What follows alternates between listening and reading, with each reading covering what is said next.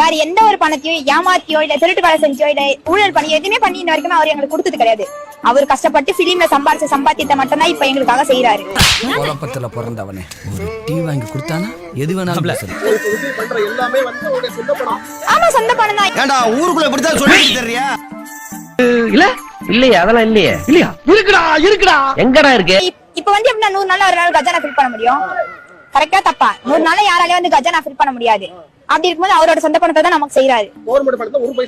இது வரைக்கும் அவர் ஒரு பைசா தொடர. இவருதான் மானஸ்தன். வணக்கம். மானஸ்தனா? மூஞ்சி பார்த்தா அப்படி தெரியலையே. பேர் வைக்கும் போது குப்புறப்படுத்திருந்தாரு. வச்சதுக்கு அப்புறம் தான் மூஞ்சி பாத்துருக்காங்க. ஆமாண்ணா, யாரால செய்ய முடியும்? இது வரைக்கும் வந்து எந்த கட்சியாச்சும் அவங்க லேண்ட வித்து மக்களுக்கு செஞ்சாங்க சொல்லுங்க பாக்கலாம். யாராலுமே சொல்ல முடியாது. என்னென்ன சொல்றான் பாருங்க. கம்பி கட்டுற கதையெல்லாம் எடுத்து போடுறாங்க.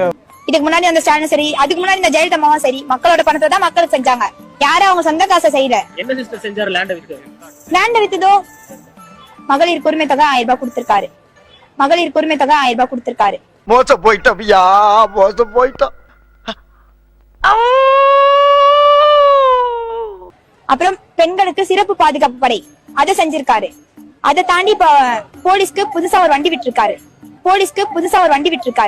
வந்தேன்னு வச்சுக்க, தண்ணிக்குள்ள தூக்கி போட்டு அமுக்கி கல்ல தலையில போட்டு கொண்டு விடுற ஆஸ்கல். அது போக 3 சிலிண்டர் கொடுக்குறாரு. இதெல்லாம் எப்படி பண்ண முடியும்? அவர் தேர்தல் வாக்குறுதியில என்னுடைய சொந்த பணமே வெறும் 700 கோடி தான் காட்டினாரு. ஆமாண்ணா, ஒரே ஒரு திட்டத்துக்கு கூட அந்த 700 கோடி பத்தாது. அப்படி இருக்கும்போது நீங்க எப்படிமா அவர் சொந்த பணத்தை நீங்க செலவு பண்றான்னு சொல்லுவீங்க?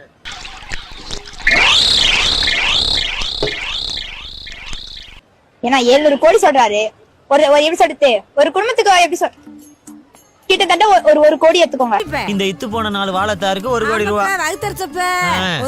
போய் சாம்பார் சோறு தின்னு போ.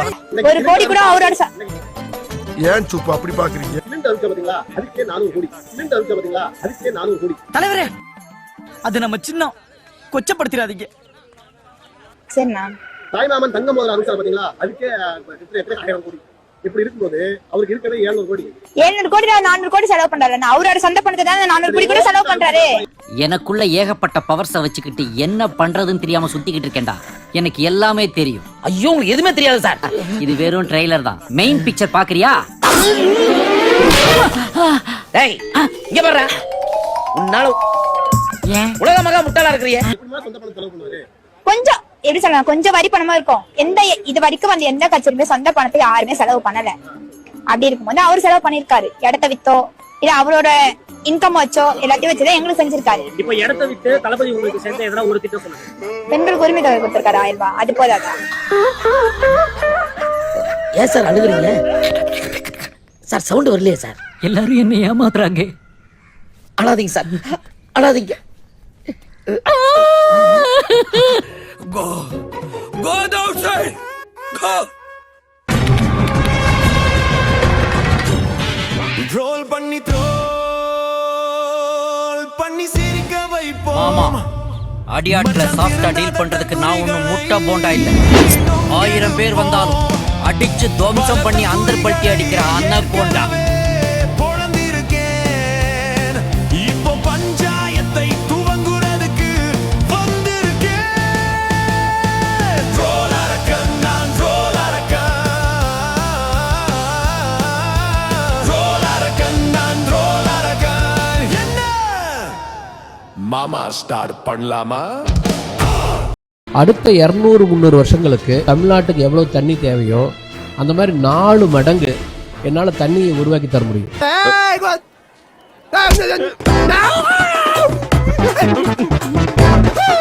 செலவே இல்லாம அதுக்கான வேலையை செஞ்சுட்டு இருக்கேன். நிஜம். இது வந்து பிரைம் மினிஸ்டர் ஆஃபீஸில் பேசியிருக்கேன், கேபினட் செக்ரட்டரிஸில் பேசியிருக்கேன், சம் அதர் ஆஃபீஸர்ஸ் அதில் யாரெல்லாம் இன்வால்வ்டோ அஃபீஷியலாக அவங்ககிட்டலாம் பேசியிருக்கேன். என்ன எப்படி புலம்புடுற ஆதா மீனாட்சி? இது சம்மந்தப்பட்ட இடத்துல பேசிட்டு இருக்கு. ஏன் ஓப்பன் அப் பண்றேன்னா இது நடக்க போகுது.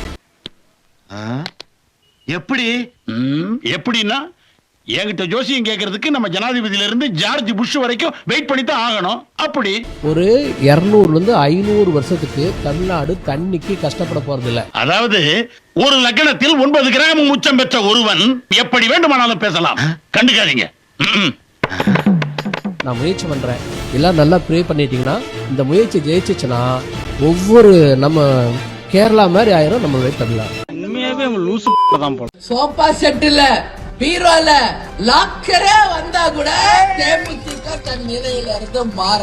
கொள்கை முக்கியம். ஒரு கூட்டணியை வச்சு ஜெயிப்பாங்களா, ஜெயிச்ச பிறகு தங்கள் சுயநலத்திற்காக இன்னொருத்தருக்கு போய் மாத்திக்குவாங்களாம். நாட்டுல என்ன சார் நடக்குது? அதிகாரிகளா இருக்கீங்களா இல்லையா?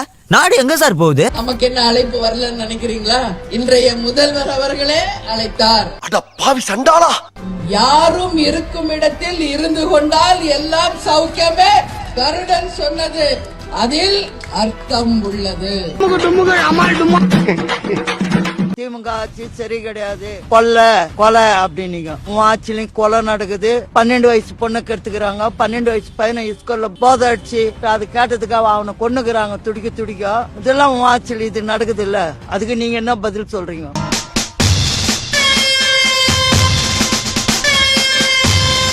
கொலை கூத்து நடக்காது. கஞ்சா ஒழிச்சிடுறேன்னு, போதை மருந்து ஒழிக்கிறேன்னு. இப்ப உன்னோட இதுலதான் போதை மருந்து அதிகமாகுது. இதுக்கு என்ன பதில் சொல்றீங்க? நீ கேட்ட ஒவ்வொரு கேள்வி என்ன செருப்பால் அடிச்ச மாதிரி இருக்குடா. மாதிரி இல்ல, உண்மையிலே செருப்பால தான் அடிச்சது. दो चार नाम ले सकते हैं जैसे तमिलनाडु के सीएम कौन थे अभी? Stalin, MK Stalin. इकोनॉमी काफी अच्छी करी थी उन्होंने, ठीक है, वो एक हो गए. पिनाराई विजयन ने केरला में education model, health care model काफी अच्छा किया था. दिल्ली में अरविंद केजरीवाल जी ने भी काफी अच्छा काम किया था स्कूल और हेल्थ केयर का. तो कई सारे, आई बी ऑनेस्ट, मतलब क्या है, अच्छा काम किया है यार. Stalin, MK Stalin.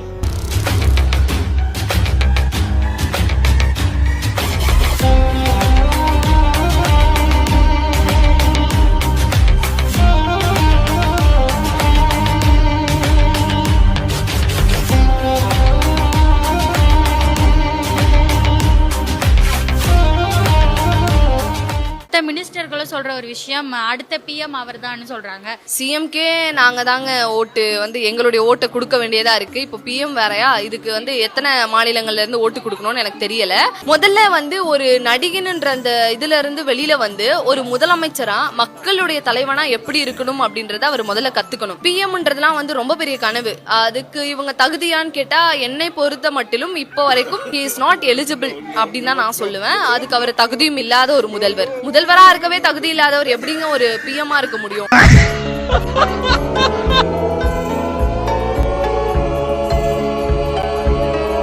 மதுரையில் நடைபெற்ற கடை திறப்பு விழாவில் நடிகை கயாடு லோகர் கலந்து கொண்ட நிலையில் ரசிகர்கள் கூச்சலிட்டு ஆரவாரம் செய்ததால் கூட்டத்தை கட்டுப்படுத்த முடியாமல் காவல்துறையினரும் பவுன்சர்களும் திணறுகின்றனர்.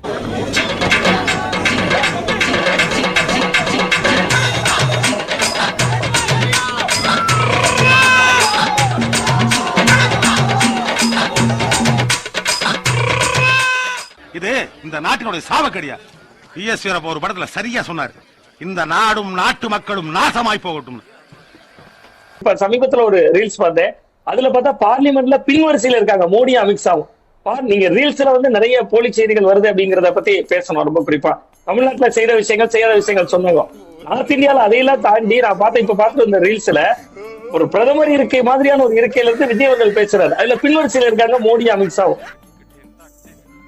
மகாசனங்களே, இதெல்லாம் எதுக்காக செய்யறேன்னா எல்லாம் ஒரு சான் வயிற்றுக்காக. அதையும் 75 லட்சம் பேர் பார்த்திருக்காங்க. அவ கிட்டத்தட்ட இது ஒரு திட்டமிட்டு ஒரு ரீல்ஸ் நிறைய அளவுல பகிரப்படுது. ஒரு அரசியல் கட்சியா அவர்களுடைய வியூகம் தான் அது. பட் விஜய் அவர்கள் இதுல என்ன கணக்கு போடுறாருன்னா, ராகுல் காந்தி அவர்களோட இந்தியா கூட்டணியில இதுவரை இணையல. நீங்க நடுத்தருல தமிழ்நாட்டுல நிறுத்திவிடப்பட்டிருக்கிறது காங்கிரஸ் கட்சி தான் பாக்குறேன். முதல்ல இவர்களுடைய நலனுக்காக 2 அமைச்சர்கள் கொடுத்திருக்காங்க, MP கொடுத்திருக்காங்க. என்னங்க நீங்க, அவங்க தானங்க இந்தியா கூட்டணியில இவங்களை சேர்த்துக்காம இருக்கிறாங்க, MPs இல்லன்னு சொல்லிட்டு. நீங்க ரொம்ப கடுமையா சொல்றீங்களா? நீங்க எதுக்கு சிரிக்கிறீங்கன்னு எனக்கு தெரியுது. ஐயோ தெரியுது சார். ஆகஸ்ட் 26, 2026 இந்த நாளை குறிச்சு வச்சுக்கோங்கடா. இன்னைக்குல இருந்து என்னோட முழு ஆதரவு நாம் தமிழர் கட்சிக்கும் சீமானுக்கும். ஓகே? ஆஹா, இவன் மண்டை குழம்பி மெண்டலாகி வந்திருக்கானா, இல்ல போர் அடிக்குதுன்னு டைம் பாசிங் பண்றானா என்னன்னு தெரியலையே. இடைத்தேர்தலில் அம்பாசமுத்திரத்துல கண்டெஸ்ட் பண்ண போறாரு இல்லையா, முழு சப்போர்ட் நான் நாம் தமிழர் கட்சி கொடுக்க போறேன். பெரியவங்களா இருக்கும்போது ஏன் அந்த மாதிரி பண்றீங்க? அசிங்கமா இருக்குல்ல? ஏன் தெரியுமா? தப்பு பண்ணிருக்கலாம். ஆனா உச்ச நீதிமன்றத்தோட அவங்க கொடுத்த வாக்கை வந்து அவங்க ஃபாலோ பண்ணிட்டு இருக்காங்க தானே. ஆனா நீங்க நான் அண்ணா அண்ணான்னு எவ்வளோ அன்பு கொடுத்து நான் வீடியோஸ் போட்டுட்டு இருக்கும் போது கூட த்ரிஷா அவங்களுக்காக என்னைய தினம் கொச்சப்படுத்துறீங்களே. அதனால இதுதான் நான் இனிமேல் உங்களுக்கு எல்லாம் நான் கொடுக்க போறது.